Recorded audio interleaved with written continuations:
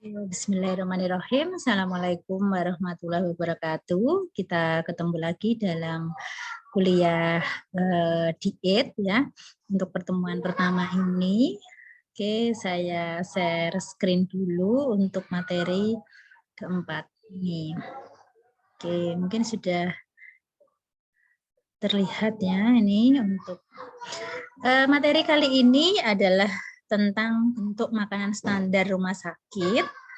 Nah, di sini kita akan mengenal golongan makanan. Jadi di rumah sakit itu nanti bentuk makanannya itu ada makanan biasa dan makanan khusus. Nah, di sini diartikan bahwa makanan biasa itu tidak memerlukan diet khusus. Contohnya seperti misalnya pasien pasca melahirkan ya. Kalau ibu melahirkan dalam keadaan sehat meskipun di rumah sakit ya, makannya makanan biasa, tidak memerlukan diet khusus. Kemudian yang kedua, makanan khusus, ini memerlukan diet khusus. Nah, ini banyak sekali ya, hampir semua pasien yang masuk ke rumah sakit ini pasti memerlukan diet khusus.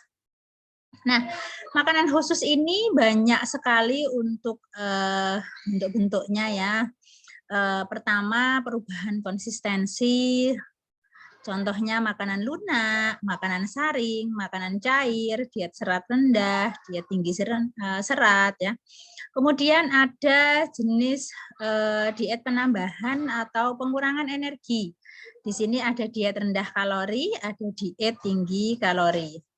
Kemudian bisa penambahan atau pengurangan jenis makanan.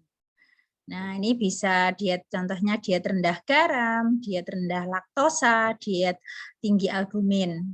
Kemudian ada perubahan komposisi zat gizi seperti diet diabetes mellitus, diet ketogenik, diet jantung, diet hati. Kemudian ada perubahan jumlah dan frekuensi makanan seperti diet lambung dan diet diabetes mellitus. Kemudian ada penghilangan atau pantangan makanan spesifik, ada diet alergi, diet asma, di mana nanti masing-masing diet ini akan kita bahas satu persatu.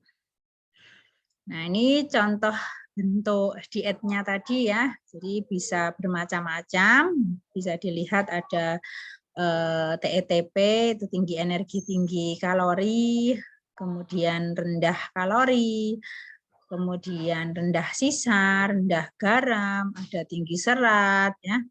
Nah, periperatif, komplikasi kehamilan, saluran cerna, ada diabetes, kemudian jantung, stroke, kanker, dan sebagainya yang masing-masing nanti akan kita bahas per materinya. Nah, ini yang sebelum kita ke materi yang seperti di atas tadi, masing-masing ke diet penyakit, maka kita harus memahami jenis makanan standar khusus rumah sakit berdasarkan konsistensi makanannya. Nah, ini ada makanan biasa, lunak, saring, dan cair. Kalau makanan biasa tentunya berbasisnya adalah nasi. Sedangkan makanan lunak itu basisnya adalah bubur ya, bubur atau tim ya. Jadi ada lunak bubur, ada lunak tim. Kemudian makanan saring itu bentuk konsistensinya itu lebih lunak daripada bubur ya.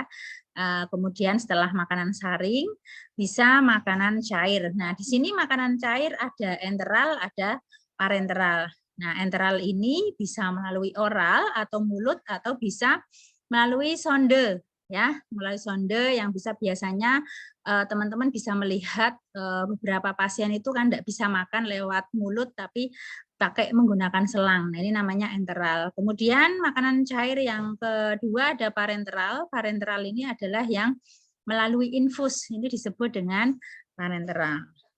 Oke, demikian penjelasan singkat dari saya. Mungkin nanti bisa kita cari untuk di perpus atau mungkin di e-book ya, banyak yang menjelaskan tentang makanan di rumah sakit berdasarkan konsistensinya. Tetap semangat, terima kasih.